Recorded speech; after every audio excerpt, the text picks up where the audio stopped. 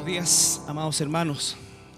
Les saludo en el amor del Señor y por supuesto también saludamos a todos quienes nos ven a través de nuestra señal de la internet, esperando en el Señor como siempre que Él abra nuestro entendimiento, nuestra mente y que su Espíritu Santo nos interprete la palabra, su palabra. El día de hoy vamos a comenzar el capítulo 5 de la primera carta del apóstol Pablo a los tesalonicenses, recordándoles que esta fue probablemente la primera carta que el apóstol escribió, ¿ya? Y eso hace mucho más relevante aún la enseñanza que esta carta nos entrega. Recuerden que tiene una porción bastante importante que habla acerca del regreso a nuestro Señor Jesucristo, que es lo que estamos viendo. Y lo digo porque muchas veces se piensa que estas son materias más bien avanzadas y la verdad que no debiera ser así, porque efectivamente no solo es todo el consejo de Dios, sino que además es la fuente de nuestra esperanza. La semana pasada, tuvimos un alto en lo que fue el estudio de la carta, así que nos vamos a remitir a la antepasada como introducción, pero antes de eso vamos a dar lectura a la porción del día de hoy. 1 Tesalonicenses capítulo 5, versículo, vamos a ver hoy del 1 al 5. 1 Tesalonicenses 5, 1 al 5. Pero acerca de los tiempos y de las ocasiones, no tenéis necesidad, hermanos, que yo os escriba. Porque vosotros sabéis perfectamente que el día del Señor vendrá así como ladrón en la noche. Que cuando digan paz y seguridad, entonces vendrá sobre ellos destrucción repentina, como los dolores a la mujer encinta, y no escaparán. Mas vosotros, hermanos, no estáis en tinieblas, para que aquel día os sorprenda como ladrón. Porque todos vosotros sois hijos de luz e hijos del día. No somos de la noche ni de las tinieblas. Padre amado, te damos gracias en esta mañana por tu palabra y pedimos, Señor, humildemente perdón por nuestros pecados y pedimos y rogamos que este Espíritu Santo que mora en nosotros, Señor, guíe esta palabra y haga que esta palabra sea viva en nosotros, Señor. Gracias te damos, Señor, en el nombre de Jesús. Amén. Nosotros terminamos el capítulo 4 hace unas 2 semanas atrás y hablaba de la primera parte de la venida del Señor.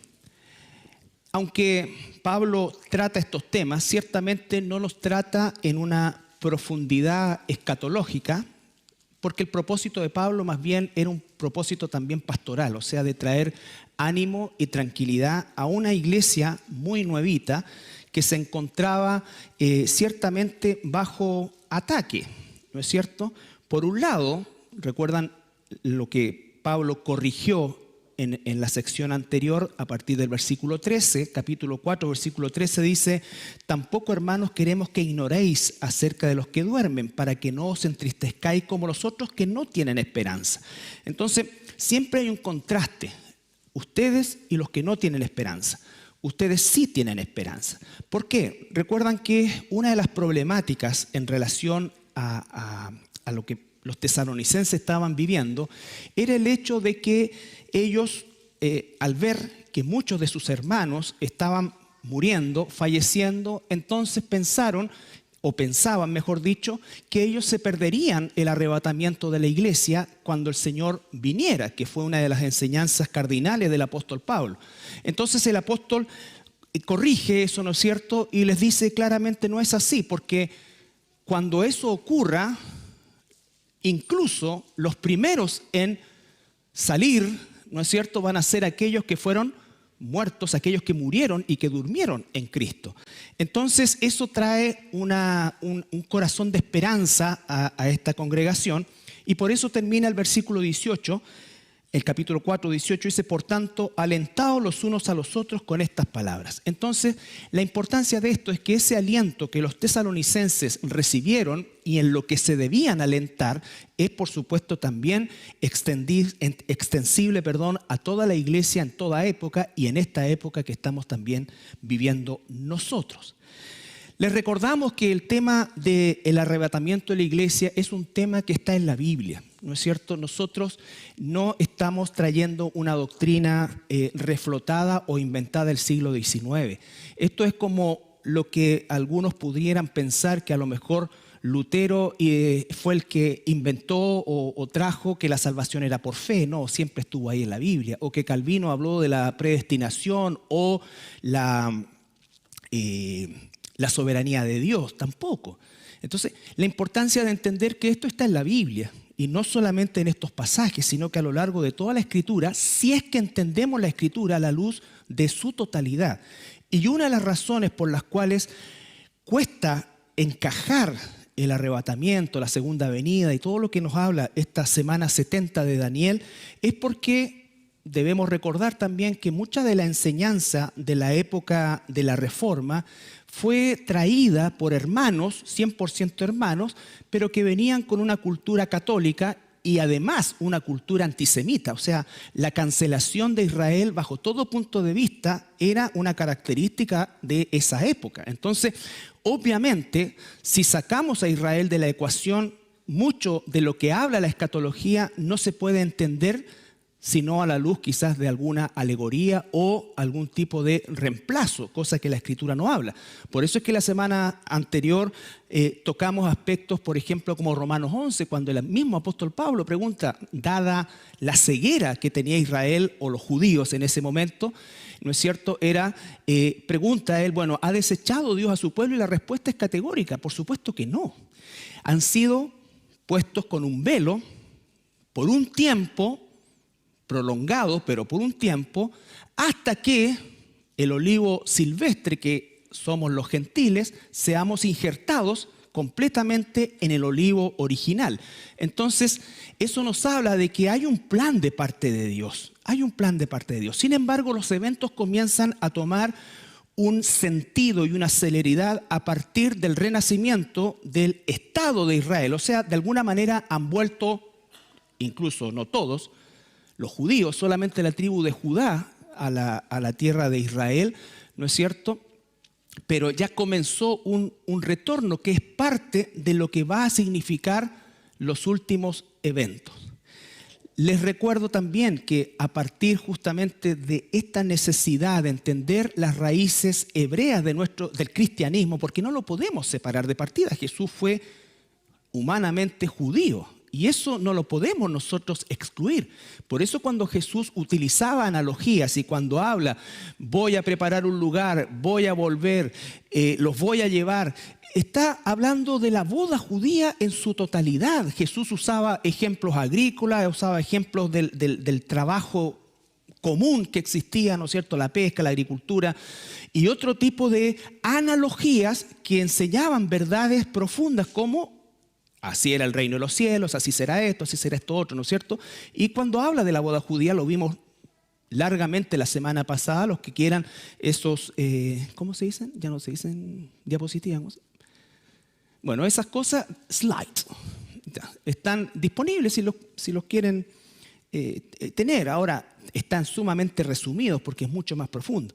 Pero eso ha hecho también que el próximo año, Dios mediante, podamos tener un estudio que seguramente va a durar todo el año 2023, si es que estamos aquí, ¿no es cierto? Y que tiene que ver con las raíces hebreas del cristianismo, más o menos así. No es novedoso eso, y esto ya lo saben perfectamente, no es para judaizar la iglesia, ni que salgamos los varones con kipá, y toda esa tontera que ocurre que no tiene nada que ver, ¿no es cierto? Y que de hecho es una situación muy reciente, pero sí entender lo que decía Isaías, lo que decía esto, la división del reino, el reino del norte, el reino del sur, dónde se fueron estos, dónde se fueron estos otros, qué pasó con esto, qué pasó con esto otro, por qué el silencio que Dios ha tenido con Israel durante estos 20 siglos. Tengo que entender todo eso, porque efectivamente si no entiendo todo eso y lo cancelo, me quedo prácticamente sin interpretación del Nuevo Testamento. Porque Pablo no inventó palabras, Pablo prácticamente desarrolló la doctrina completa del Antiguo Testamento, ahora bajo el auspicio del Espíritu Santo, y con eso es que se forma y se funda la doctrina de la iglesia, ¿ya? Entonces, para tener claridad en ese sentido. Ahora, el capítulo 5 va a tratar otra temática, pero que está absolutamente ligada a lo anterior. El capítulo 5, versículo 1, 2 y 3. Pero acerca de los tiempos y de las ocasiones no tenéis necesidad, hermanos, que yo os describa, porque vosotros sabéis perfectamente que el día del Señor vendrá así como ladrón en la noche. Que cuando digan paz y seguridad, entonces vendrá sobre ellos destrucción repentina, como los dolores a la mujer encinta, y no escaparán. Aquí está hablando de un día que se llama el día del Señor. El día del Señor aparece nombrado, la frase, por lo menos 20 veces, 19, 20 veces en el Antiguo Testamento y 4 veces en el Nuevo Testamento.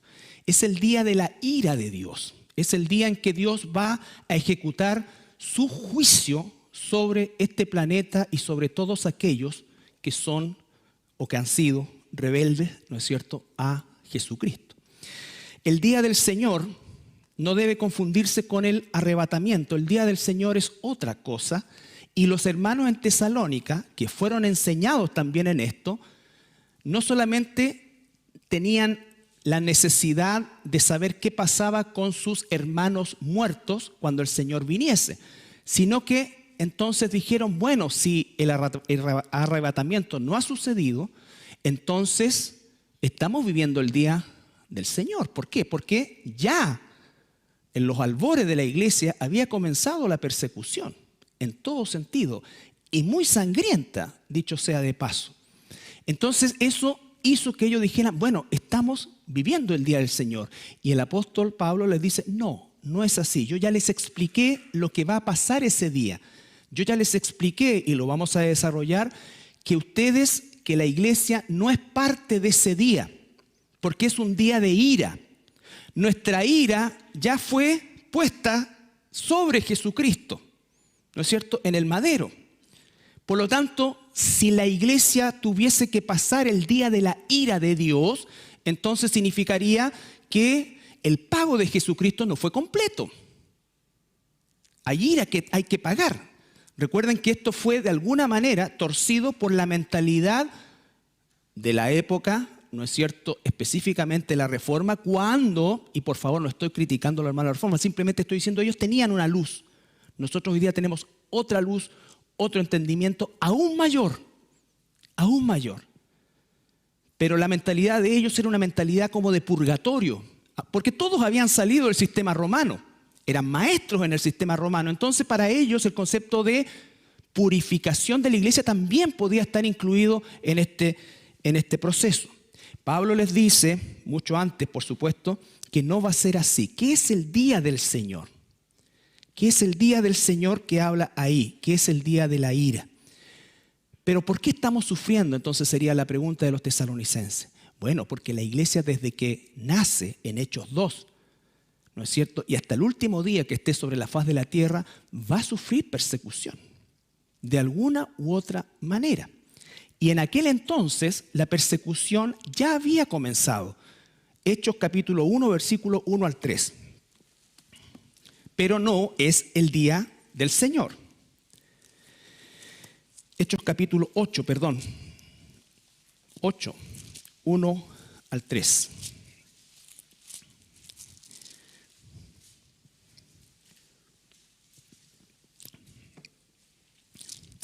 Oye, me pusieron 2 vasos de agua, creo que voy a ponerme un pañal.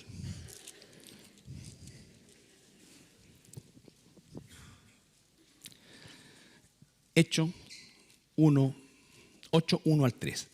Y Saulo consentía en su muerte. Recuerde que acaba de ser asesinado Esteban, entonces Saulo estaba ahí. En aquel día hubo una gran persecución contra la iglesia que estaba en Jerusalén, y todos fueron esparcidos por las tierras de Judea y de Samaria, salvo los apóstoles. Y hombres piadosos llevaron a enterrar a Esteban e hicieron gran llanto sobre él. Y Saulo asolaba la iglesia y entrando por casa arrastraba a hombres y a mujeres y los entregaba en la cárcel. Ese es el inicio de la persecución de la iglesia, que no es del Imperio Romano a los cristianos, sino que es del fariseísmo hacia los cristianos. ¿Ya? Recuerden que aquí estamos hablando en un contexto netamente judío. Pero después en Romanos capítulo 8, versículo 15 al 18.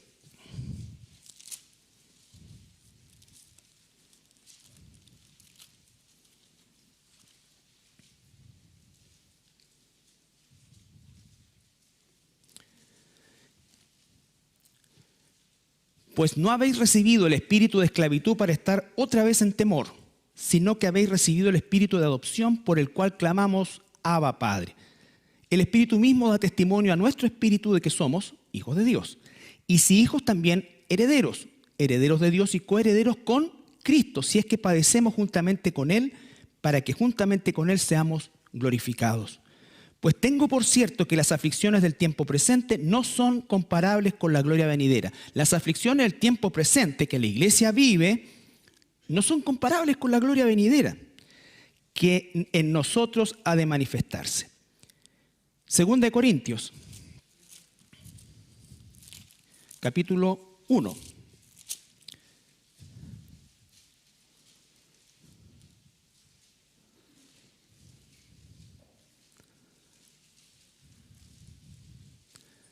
Capítulo 1, versículo 3 al 8.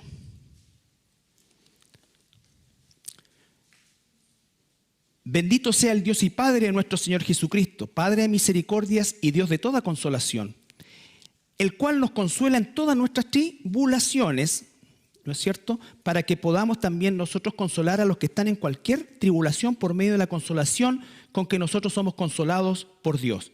Porque de la manera que abundan en nosotros las aflicciones de Cristo, así abunda también por el mismo Cristo nuestra consolación. Pero si somos atribulados, es para vuestra consolación y salvación. O si somos consolados, es para vuestra consolación y salvación, la cual se opera en el sufrir las mismas aflicciones que nosotros también padecemos. Ya no solamente era Pablo, sino que esto estaba extendido en todas las iglesias del imperio. Y nuestra esperanza respecto de vosotros es firme, pues sabemos que así como sois compañeros en las aflicciones, también lo sois en la consolación. Porque, hermanos, no queremos que ignoréis acerca de nuestra tribulación que nos sobrevino en Asia. Pues fuimos abrumados sobremanera, más allá de nuestras fuerzas, de tal modo que aún perdimos la esperanza de conservar la vida. Está hablando de tribulación, ¿no es cierto? Pablo en Romano dice: las aflicciones del tiempo presente no se comparan con la gloria venidera. O sea, tribulación, persecución, es parte de la historia de la iglesia. Es parte de la historia de la iglesia. ¿Y por qué? Primera de Juan 5:19. Primera carta de Juan, capítulo 5, versículo 19.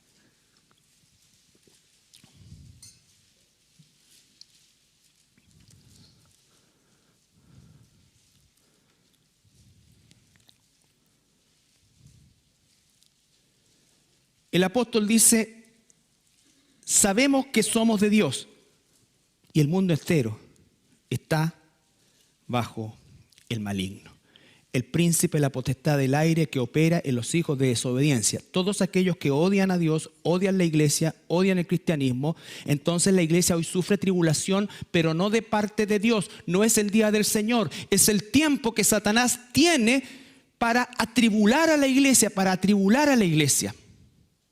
y perseguir a la iglesia. Quizá eso no es una realidad patente en nuestros días y en esta parte del mundo. Pero quiero mostrarles, si me ponen por favor la...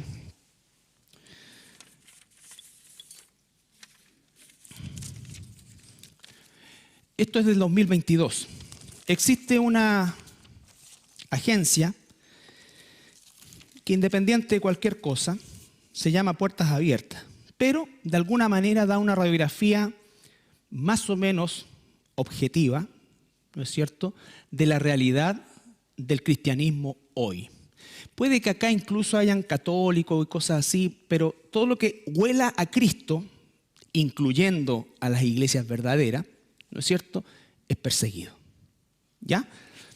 Si ustedes se dan cuenta, altos niveles de persecución, niveles muy altos de persecución y niveles extremos. Eso es hoy, 2022.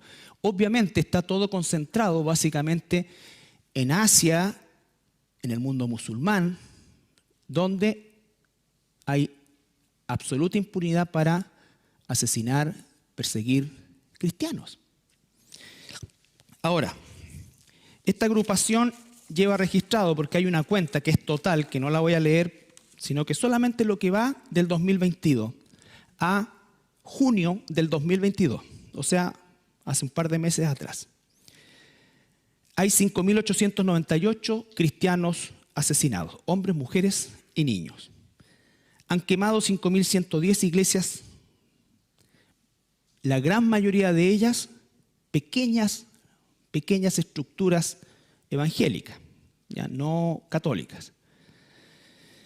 Y hay hasta esa fecha 6.175 cristianos detenidos por causa de su fe y que seguramente están siendo torturados y algunos de ellos van a terminar a lo mejor muertos. ¿Por qué esto? Para que nos demos cuenta que la persecución no ha terminado, pero no es la ira de Dios, no es el día de la ira de Dios. Este es el tiempo en que el príncipe de la potestad del aire está persiguiendo a la novia de Cristo. Por eso dice el apóstol Pedro, velen y oren, porque Satanás anda como león rugiente buscando a quien devorar. Eso se lo está diciendo a la iglesia. No se lo está diciendo al mundo inconverso. Satanás no va a devorar al mundo inconverso. Ellos ya son esclavos de él. Entonces nosotros probablemente no tenemos este nivel de persecución, y de hecho es así, pero ¿qué hacemos con la libertad que tenemos? ¿Cuál es nuestra esperanza? Volvamos a Tesalonicenses.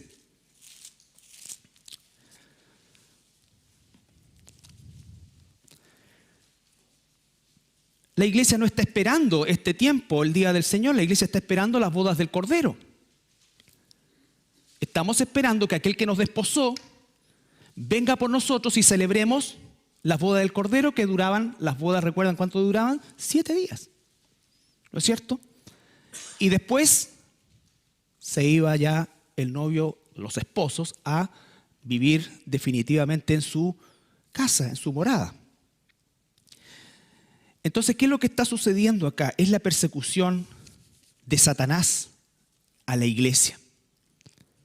De Satanás a la iglesia. Y la esperanza de estos hermanos, 5:11. Por lo cual, animaos unos a otros y edificaos unos a otros, así como lo hacéis. Nos animamos. ¿En qué? En que vamos a tener un mejor país. Con esto significa que vamos a ser irresponsables y no vamos a hacer ningún esfuerzo para que esto mejore dentro de lo malo que está. O sea, de hacerlo menos malo, nunca va a ser bueno. Nunca va a ser bueno. Recuerde que incluso los tesalonicenses, cuando les enseñaron el arrebatamiento, algunos de ellos dejaron de trabajar, empezaron a vagar y no. Todo lo contrario. Nosotros los cristianos, hasta el último momento que estemos sobre la faz de la tierra, debemos ser los mejores trabajadores, los mejores ciudadanos, los mejores padres, las mejores madres, los mejores vecinos. No perfectos, pero que se vea la luz de Cristo en nosotros. Los más comprometidos. Cristo murió por su iglesia. De tal manera amó Cristo a la iglesia. La iglesia está constituida por cada uno de nosotros, pero no vino por mí solamente, como muchas veces se dice, vino por un cuerpo. Él formó un cuerpo. Pero si tengo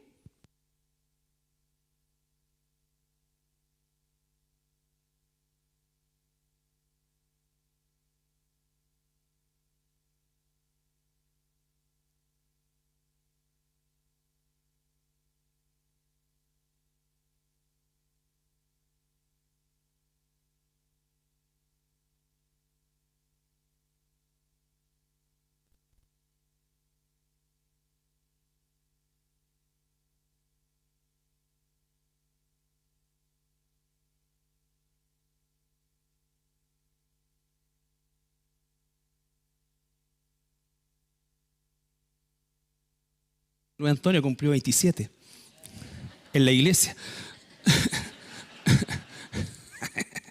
Bueno, vino a morir por un cuerpo. Por un cuerpo. Entonces, ¿cuál es nuestro compromiso con el cuerpo local donde nos encontramos? Entonces, entender que esto no es para tirarnos ni las orejas, no, esto es para realmente nosotros, en primer lugar, agradecer a Dios y aprovechar lo que Dios nos da, la libertad que tenemos. La libertad que tenemos. ¿Qué hacemos con nuestra libertad? ¿Qué prioridad tienen las cosas de Dios en esa libertad? ¿Qué comunión tenemos con los santos de Dios en esa libertad? ¿Cuál es realmente nuestra posición frente a los inconversos? Porque nosotros mayoritariamente estamos en medio de inconversos. ¿Qué evangelio les predicamos? Esta inminencia del regreso del Señor por nosotros debe darnos una mayor sensibilidad hacia aquellos que están sin Dios, no para obligarlos, sino para predicarles el evangelio verdadero, pero no el evangelio cobarde, torcido, que Dios tiene planes preciosos para ti. Dios hace rato está golpeando la puerta de tu corazón y tú no le abres. Y si le abres, Él va a solucionar todas tus cosas. Lo único que tienes que hacer es reconocerle que eres pecador. Sí, todos somos pecadores. Y entregarle tu vida o darle un espacio en tu corazón. El inconverso va a decir, ¿cómo no me dijiste antes? Le abro al tiro. No. Esa es una parte. El inconverso necesita saber que hay un día de la ira que viene y que esto no se trata de si las cosas mejoran en este mundo. Yo no le puedo prometer se va a sanar tu cáncer, se va a mejorar tu matrimonio. Es probable que Dios tenga misericordia de ti, te sane. Es posible que si le pones tinca a tu matrimonio salga adelante ahora que tienes las herramientas de Dios, pero yo no puedo dar garantías de eso. Ni menos que si perdiste este trabajo es porque tienes otro mejor que te está esperando. Es mentira, yo no puedo firmar eso. Pero sí puedo afirmar que si tú eres realmente un hijo de Dios, tú eres un heredero. Y cuando partas de este mundo, porque esto es transitorio, ya sea que Él venga por ti o tú vayas a Él, tú tienes vida eterna. Esto se trata de dos destinos. El inconverso tiene que saber de alguna manera. Y tú, como lo veíamos el miércoles, orando, Señor, ábreme puerta, ábreme puerta. No es solamente el hecho de compartir con ellos y parecerles simpáticos. ¿Por qué no nos persiguen a los cristianos muchas veces en esta parte del mundo? Porque vivimos igual que los inconversos. Hacemos las mismas cosas, y más encima muchas veces las cosas de Dios las tiramos para atrás. Entonces, esforzarnos. Y el inconverso tiene que saber, por eso abre puerta, abre puerta. Amigo, te quiero compartir algo ahora que nos estamos tomando esta bebida. ¿Tú sabes lo que va a pasar contigo cuando tú te mueras? Bueno, voy a desaparecer, me voy a convertir en lagartija, no sé. O ahí se acaba todo. ¿Sabes que ahí no se acaba todo, hermano? Ahí no se acaba todo. Hay un Dios justo contra el cual todos pecamos. Y si morimos sin el perdón de Dios por medio de su Hijo Jesucristo, tú vas a parar una eternidad al infierno, lago de fuego, como quieran llamarlo. Es muy probable que esa persona se levante, se vaya, se enoje, te insulte, porque no se lo vamos a decir con un tono, como decía en la mañana yo, canchero o de sentirnos mejor que él. No, por favor, ni con arrogancia, pero decírselo. Y si tú sigues orando, es probable que en algún momento esa persona te llame y te diga, ¿sabes qué? Me quedo dando vuelta a lo que me dijiste, explícame bien por qué. Y tú ves que se está abriendo un poquito la puerta. Pero si tú le dices que Dios lo ama, que tiene para él todo eso y que esto y acá y que Dios esto, y no le enseñas acerca de la condición en que se encuentra, el evangelio no tiene contexto. No tiene contexto. Y lo único que va a hacer eso, hay dos cosas en eso. Una, yo me amo tanto que no quiero que este se pare y me deje de invitar a jugar o a hacer lo que sea. Y lo otro es no tener conciencia de que le estoy haciendo el peor daño que alguien puede recibir. Cuidar de no decirlo con arrogancia. Y recuerden que eso lo hemos estado viendo también el día miércoles. Pero hacerlo. Y si estamos en oración y si estamos pendientes y estamos orando para que se abran puertas, vamos a estar preparados para dar defensa de nuestra fe, como dice el apóstol Pedro. Entonces, volviendo al tema, nosotros no esperamos el día del Señor, el día de su ira. Nosotros esperamos la venida de nuestro novio, ¿no es cierto?, para el desposorio en las bodas del Cordero. Pero sin embargo, ¿qué es el día del Señor? Volvamos a Tesalonicenses, 5.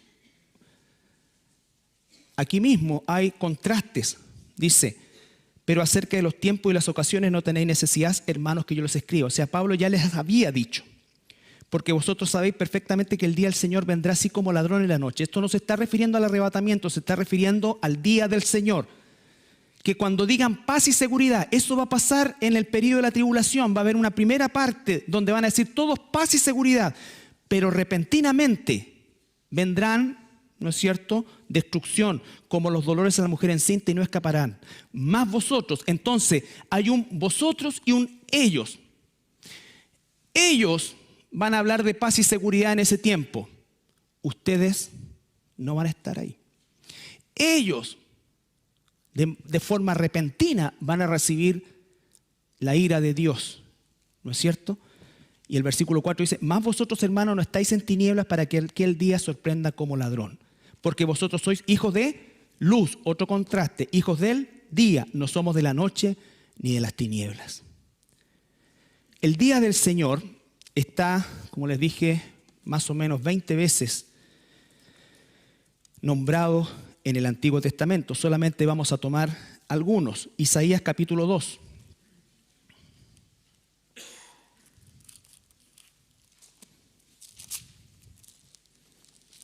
Versículo 12.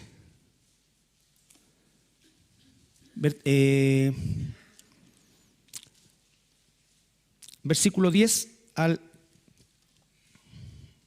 13. Isaías 2, 10 al 13.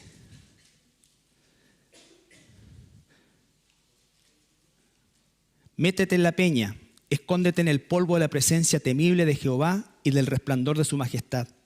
La altivez de los ojos del hombre será abatida y la soberbia de los hombres será humillada. Nunca hablan de hijos ni pueblo. Y Jehová solo será exaltado en aquel día.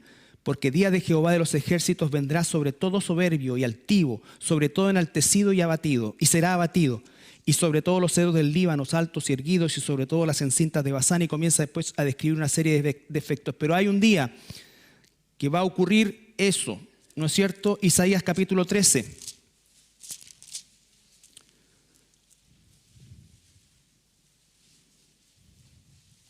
Versículo 6. Al 13.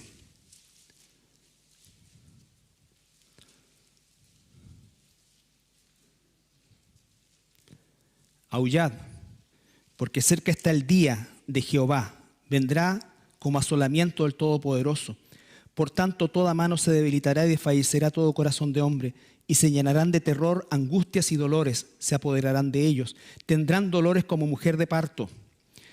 Se asombrará cada cual al mirar a su compañero su rostro, rostros en llamas. No está hablando de la iglesia, está hablando de los rebeldes. He aquí el día de Jehová viene terrible y de indignación y ardor de ira. Día terrible de indignación y ardor de ira, para convertir la tierra en soledad y raer de ella a sus pecadores. Por lo cual las estrellas de los cielos y sus luceros no darán su luz, y el sol se oscurecerá al nacer, y la luna no dará su resplandor. Recuerde, Mateo 24 describe este día. Y la iglesia no está ahí. Ahí está Israel. Israel está viviendo ahí su semana 70 según la profecía de Daniel. Y castigaré al mundo por su maldad y a los impíos por su iniquidad. Y haré que cese la arrogancia de los soberbios y abatiré la altivez de los fuertes. Haré más precioso que el oro fino al varón y más que el oro de Ofir al hombre. Porque haré estremecer los cielos y la tierra se moverá de su lugar en la indignación de Jehová de los ejércitos y en el día del ardor de su ira. Bueno, después sigue Ezequiel, Joel, Abdías, Malaquías, Jeremías. Si me pueden poner por favor la línea escatológica que estamos construyendo.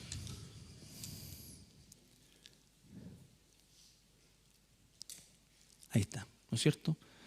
Israel, velo, iglesia, arrebatamiento, primeros 3 años y medio. ¿Qué van a decir? Paz y seguridad. Paz y seguridad. ¿Qué va a suceder? El anticristo ya va a estar manifestándose, pero en la mitad se va a entronar. Y cuando Él se entrone, va a empezar lo que la Biblia profetiza en Jeremías capítulo 37.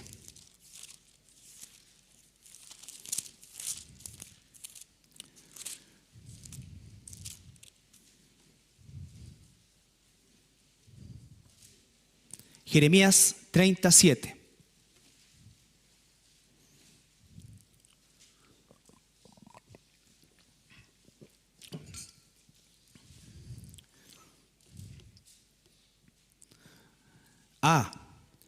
Cuán grande es aquel día, tanto que no hay otro semejante a él.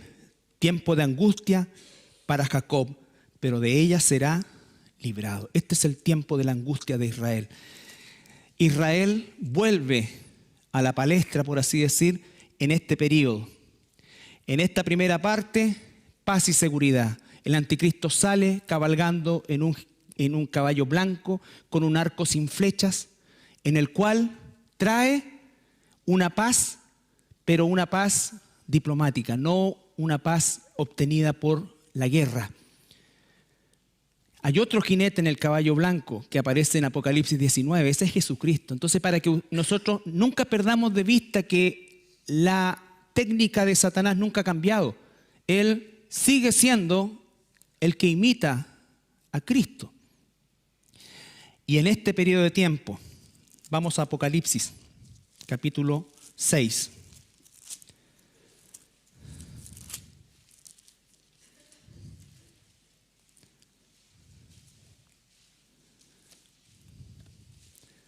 Apocalipsis 6, 12 al 17.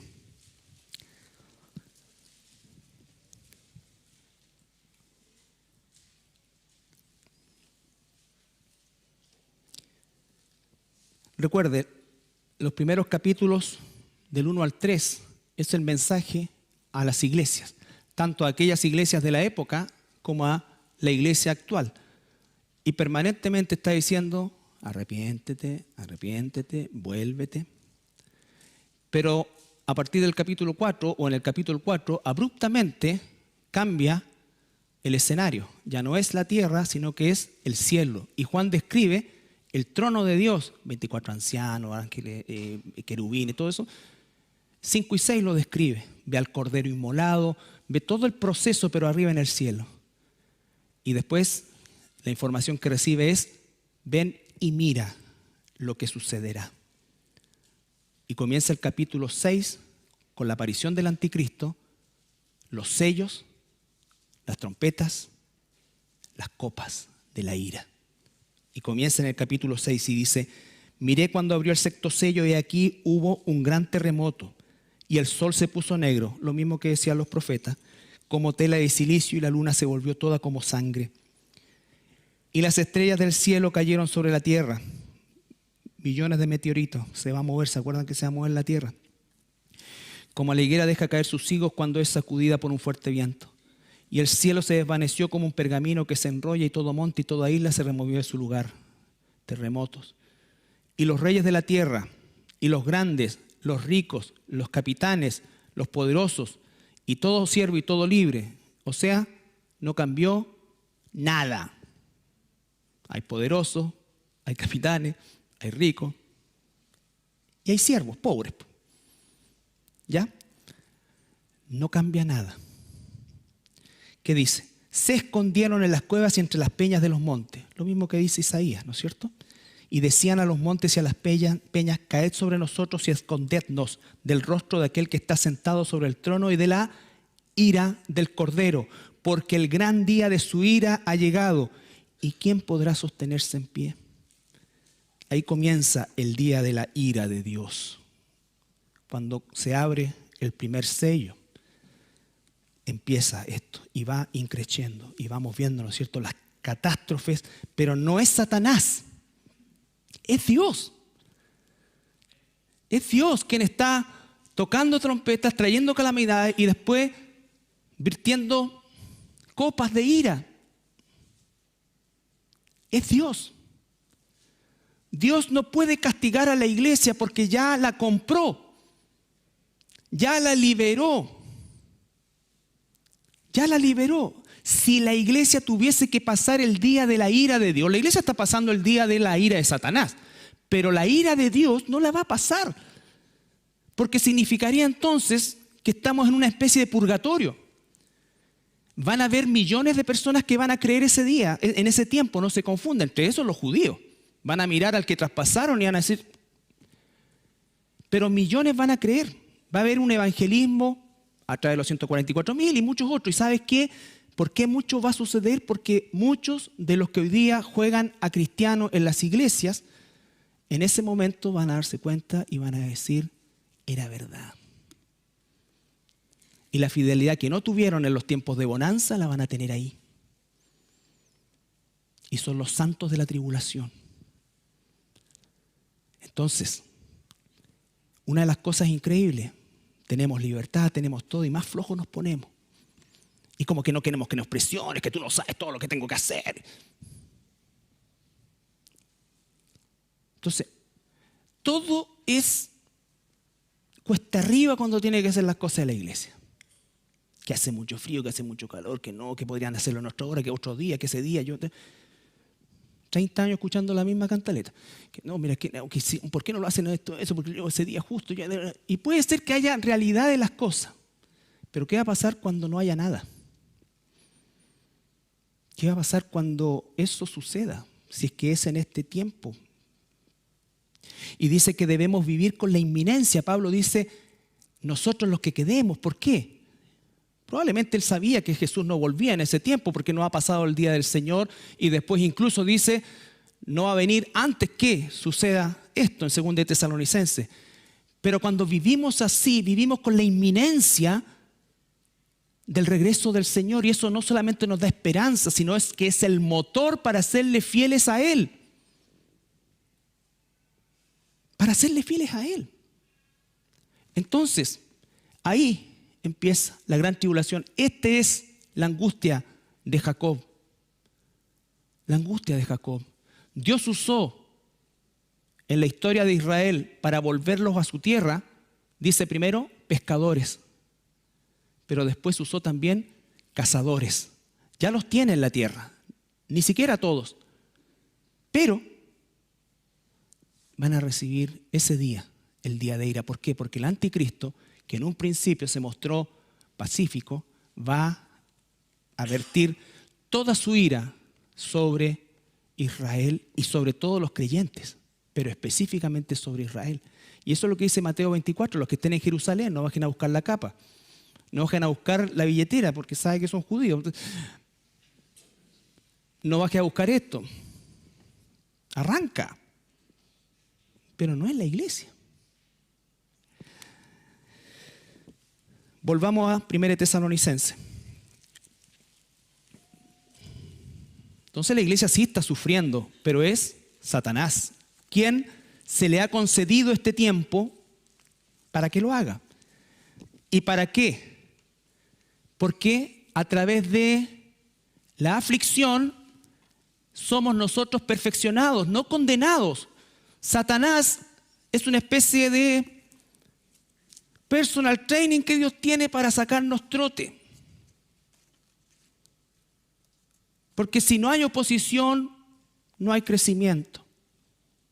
No hay crecimiento. Entonces, ¿qué haces tú? ¿Qué hago yo con la oposición? Me pongo a llorar, reclamo, me dejo llevar. No vuelvo a la iglesia hasta que, mira, cuando las cosas se mejoren, vuelvo. ¿Qué hacemos con eso?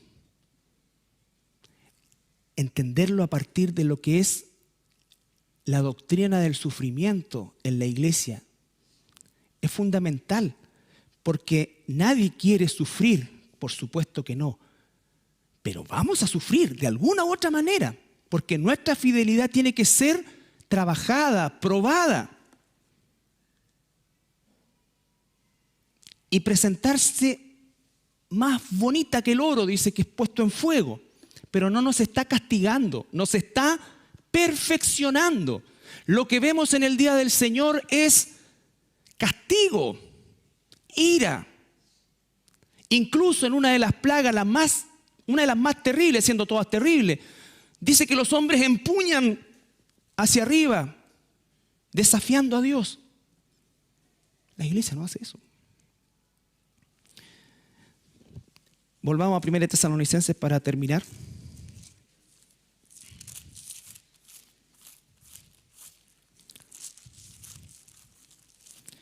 Capítulo 5.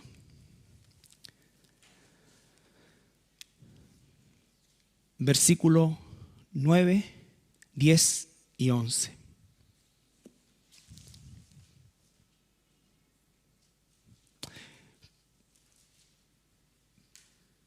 Porque no nos ha puesto Dios para ira. No nos ha puesto para ira. Nosotros no vamos a vivir el día de la ira, sino para alcanzar salvación, la glorificación. La última parte que nos queda, por medio de nuestro Señor Jesucristo, quien murió por nosotros para que ya sea que velemos o que durmamos, vivamos juntamente con Él. Por lo cual, animaos unos a otros y edificaos unos a otros, así como lo hacéis. ¿Cómo terminó el versículo 18 cuando habló del arrebatamiento? Alentados los unos a los otros. Los hermanos que han muerto no se han perdido nada. De hecho, ellos van a ir primero que nosotros. Y tampoco se angustien, porque los sufrimientos que están ustedes teniendo, los mismos que yo estoy teniendo, son porque estamos siendo perfeccionados. Perfeccionados. No estamos siendo castigados. Nuestro castigo fue sobre Él. Y dice, por sus llagas fuimos curados. No solamente curados porque la gente piensa que es curado. Entonces solamente. No es sanidad física. Es sanados de la peor enfermedad que tiene el ser humano, que es el pecado. Por Él fuimos sanados. Jesús dijo, yo no vengo por sanos, vengo por enfermos. Y una vez que Él viene a nuestra vida, dejamos de ser enfermos y somos sanados del pecado, de la condenación. Entonces esto no es, como algunos dicen, para que ustedes no quieren sufrir por el Señor. No se trata de eso, hermano. Porque nunca tiene que haber ni esa arrogancia, no. Esto es porque está en la Escritura. Y es porque hay una lógica de interpretación que tiene que ser tomada desde el Antiguo Testamento para entender el Nuevo Testamento. Y entender que somos la novia de Cristo. Que el matrimonio con nuestro Salvador no se ha consumado. Porque todavía estamos en una naturaleza dividida entre la carne y nuestra naturaleza espiritual. Jesús no puede consumar su matrimonio con nosotros hasta que estemos glorificados. Y por eso es que existe el arrebatamiento.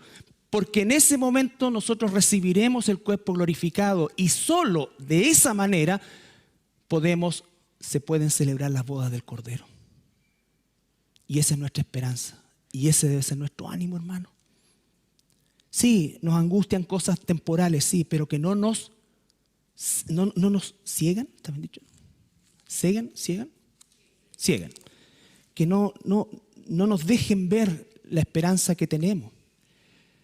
Algunos de ustedes, algunos de nosotros les va a tocar de repente sufrir cosas, decepciones, situaciones, enfermedades, pérdidas. Es parte de la vida, pero Dios nos está perfeccionando. Recuerda cuando el apóstol Pablo, y lo decimos cuántas veces, 3 veces le he rogado al Señor que me quite esto, y el Señor le dice, bástate mi gracia porque te estoy castigando. No, porque te estoy perfeccionando. Porque cuando tú estás ahí, todo botado, ¿sabes qué? El único que te da fortaleza soy yo. Y eso se demuestra y comprueba que existo. Pero si nuestra esperanza y nuestra fortaleza está en que me salió esto, me dieron esto, no, todo es temporal, hermanos. Estamos en un tránsito temporal. Somos extranjeros y peregrinos. Nosotros vivimos en tabernáculos temporales hasta que seamos llevados a la presencia del Señor y después volvamos con Él a reinar por 1000 años para que se cumpla el gobierno perfecto de un humano perfecto que es el Señor Jesucristo en este mundo. Yo le pido al Señor realmente que profundicemos, ¿no es cierto?, que enriquezcamos lo que vamos aprendiendo, que nos saquemos de nuestra mente los epónimos, si somos esto, si somos esto, no. Tomemos la Biblia como lo que vemos ahí y con la lógica de lo que está ahí y del Espíritu Santo que nos va revelando a partir de esto en su totalidad. Hay cosas que espero que podamos entender con mayor profundidad. Hay cosas preciosas de entender cuando Pablo dice que se derribó una pared. Algo que la iglesia era imposible que en el contexto del Antiguo Testamento pudiera entenderse porque no había relación entre judíos y gentiles.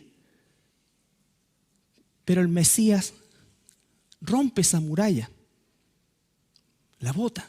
Pero tenemos que entender el concepto de gentiles y el concepto de judíos, como la Escritura nos lo enseña. Que el Señor nos dé ánimo, que vivamos con la expectativa de su regreso, que si hemos estado flojeando y dejándonos llevar por la inconstancia, nos volvamos a Él, ¿no es cierto? Que examinemos nuestra vida. No nos justifiquemos, menos delante de Dios examinemos. No pongamos todas las excusas que solemos poner, que pueden algunas incluso ser válidas, pero que no pueden transformarse en un hábito. La Biblia dice, no dejen de congregarse como algunos tienen por costumbre. La pandemia no solamente se llevó a gente físicamente, sino que también se llevó personas que no volvieron ni a esta iglesia ni a ninguna otra.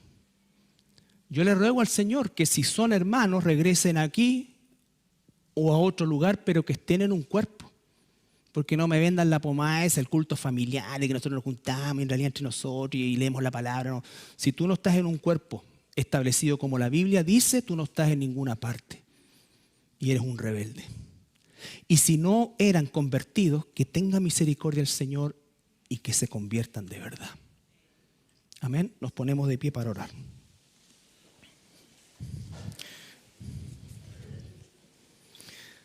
Padre, gracias te damos esta mañana y te rogamos, Señor, que tu palabra realmente, Señor, mueva tu espíritu en nosotros para esos cambios, Señor.